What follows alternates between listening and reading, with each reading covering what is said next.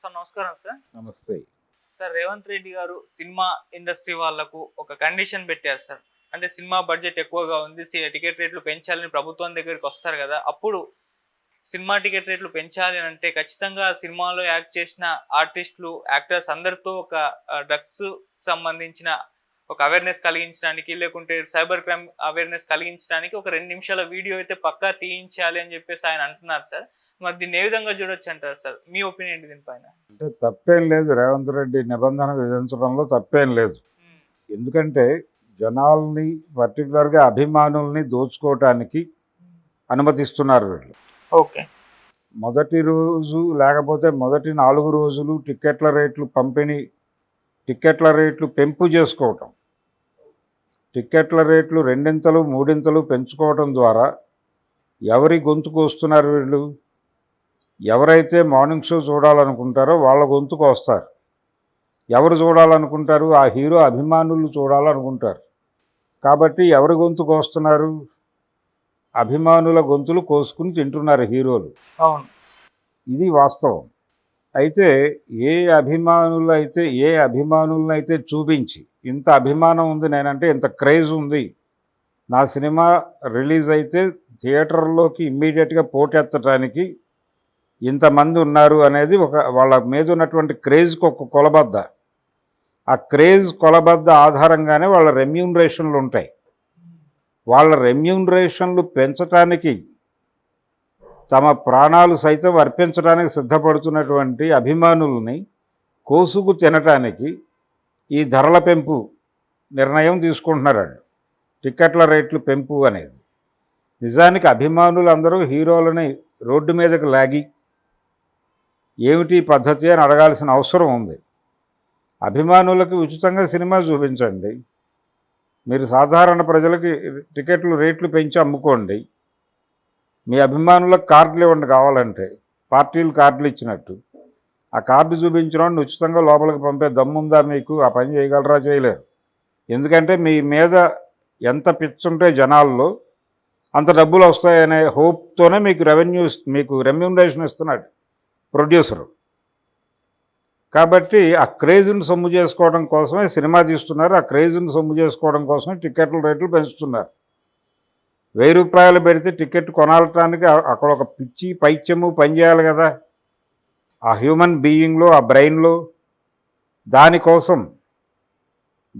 దాన్నే టార్గెట్ వ్యాపారం చేస్తున్నారు. సినిమా వ్యాపారం, క్రేజ్ మీద జరుగుతున్న వ్యాపారం. దీన్నే పవన్ కళ్యాణ్ గారు డిమాండ్ అండ్ సప్లై అని మాట్లాడాడు. ఆ మధ్య జగన్మోహన్ రెడ్డి గారు టిక్కెట్ల రేట్లు పెంపుని వ్యతిరేకించినప్పుడు డిమాండ్ సప్లై ఆధారంగా వ్యాపారం జరుగుతుందనే ప్రాథమిక సూత్రం నీకు తెలియదు జగన్మోహన్ రెడ్డి అన్నాడు ఆయన. ఇప్పటికే ఆ వీడియో ఉంటుంది. ఆ డిమాండ్ అండ్ సప్లై అనే పేరుతో మీకున్నటువంటి క్రేజ్ని సొమ్ము చేసుకోవడం కోసం మీరు అభిమానుల్ని కోసుకు తినేస్తున్నారు అనే మాట జగన్మోహన్ రెడ్డి అనలేకపోయాడు. అని గనక వైఎస్ఆర్సీపీ అభిమానులతో ఒక కూటమి పెట్టుంటే వీళ్ళ తాట తీసుండేవాళ్ళు వాళ్ళు.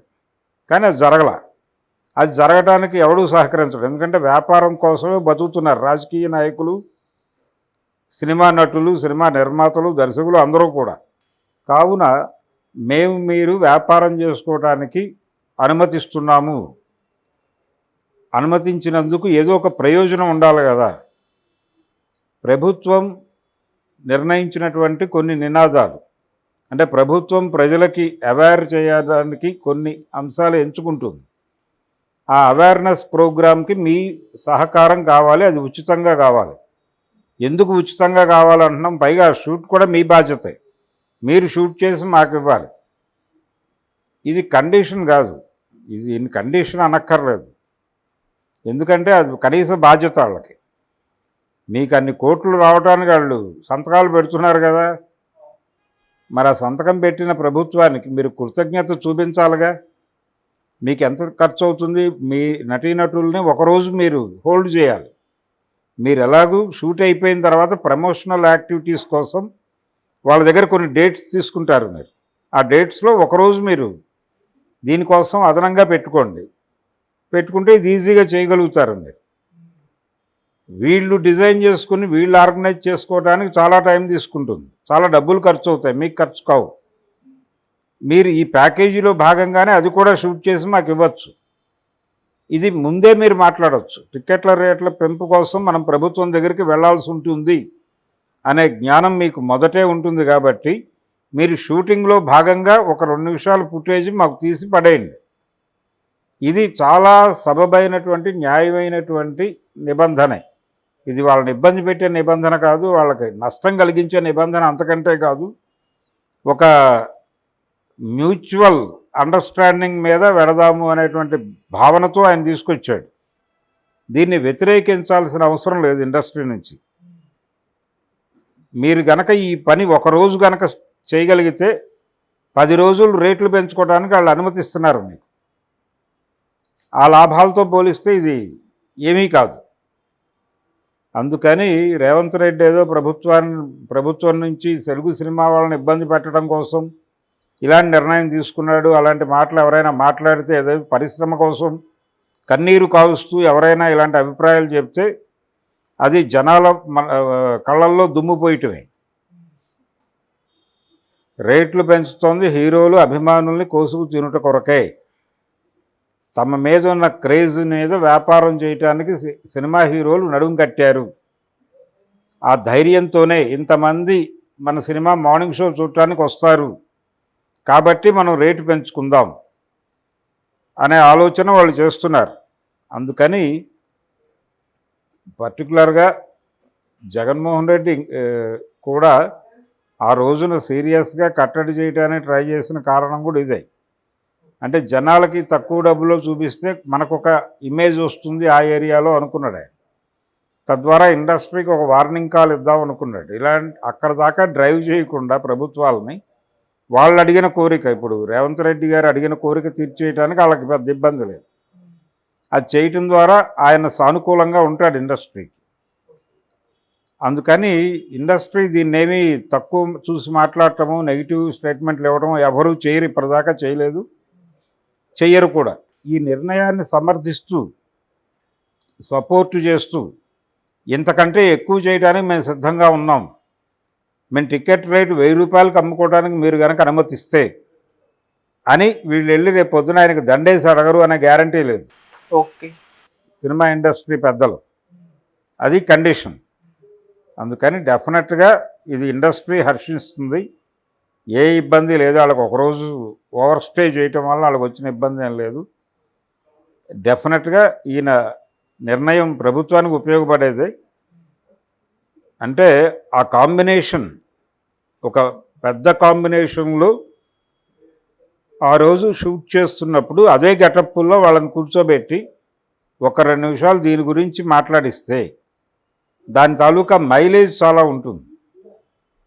ఆ మైలేజ్ని దృష్టిలో పెట్టుకునే రేవంత్ రెడ్డి ఆ ప్రతిపాదన చేశాడు. దానికి డెఫినెట్గా ఇండస్ట్రీ ముందడుగే వేస్తుంది, వెనకడుగేయదు. ఇది సాఫీగా జరిగిపోయే వ్యవహారమే.